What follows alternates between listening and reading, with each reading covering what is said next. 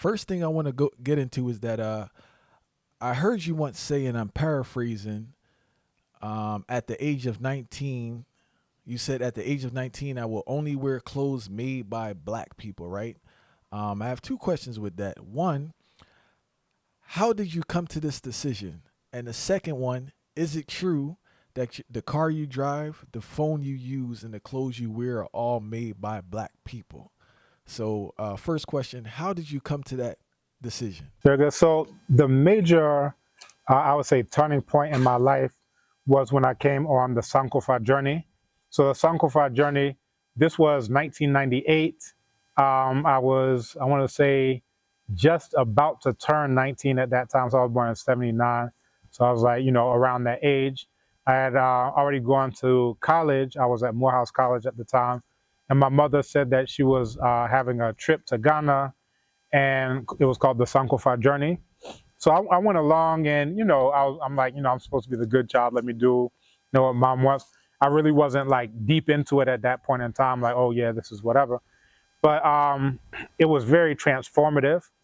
And the Sankofa journey is actually ongoing. So we've done it from 1998 all the way up to 2024. And we have that coming up this year as well, connected to the Abibitumi conference. But when I came here, I saw people who were wearing clothes made by black people. First, they had Ghana Airways, which was a plane where all of the flight attendants were black people, the pilots are black people, everybody is black. And, I always say that inspiration is showing people possibilities. And by being here, it really showed me the possibilities. That's one. But then the other side is, ever since we were children, my father would always say that we're trying not to spend any money with white people. So like literally we'll drive past 10 gas stations to go to the one Citgo that's owned by black people. So it just made sense logically of we should be, wearing clothes made by black people because, it's economic warfare. So if you look at it, some people, oh, you like culture, oh, it's just cute. No, this is actually economic warfare. If you look at the billions of dollars that Ghanaians alone send to places like the United States, the UKKK, all of these people, like anytime we're trying to be modern and wear their clothes, we're literally giving them a grant, we're giving them aid that they're going to use to, build skyscrapers. They're going to use that to pave their streets. They're going to use that to buy bullets to shoot down black people and billy clubs to beat us in the head. So the money that we're giving them to look like them is money that they're actually flipping in order to hurt and harm us. So it just made sense that rather than financing our enemies, that we should rather circulate that money within our own community. And this is one of the easiest ways that we can do that. If you look at Ghana, every corner has a seamstress or a tailor. So it just makes sense that why would I give my money to my enemies, my colonial enemies, my neo-colonial enemies, anti-black, so forth and so on, when I can actually just keep that money inside of my community, and the money, the billions and billions of dollars, euros, pounds that would go to my enemies. Imagine if black people here in Ghana stopped wearing white people clothes, every single road in Ghana would be paved just by that one single thing. That's not even talking about, the alcohol that we get from them, or the cigarettes that we get from them, or, the cars that we get, any number of other things. That one single decision could pave every single road in Ghana. So it just makes logical sense that, you're not supposed to finance your enemy. You're supposed to, destroy your enemy. And at the very least, you should starve your enemy if you don't have, let's say, the capacity to destroy them outright. So the car that I drive is called Kantanka, and I drive one called Omama, which is the pickup version. And that's what I use to build, the structure.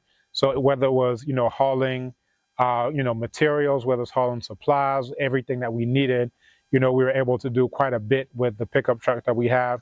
Kantanka, very tough, very, and, for the roads that we have as well, very tough. So that is Kantanka. And, I can't say enough about Kantanka.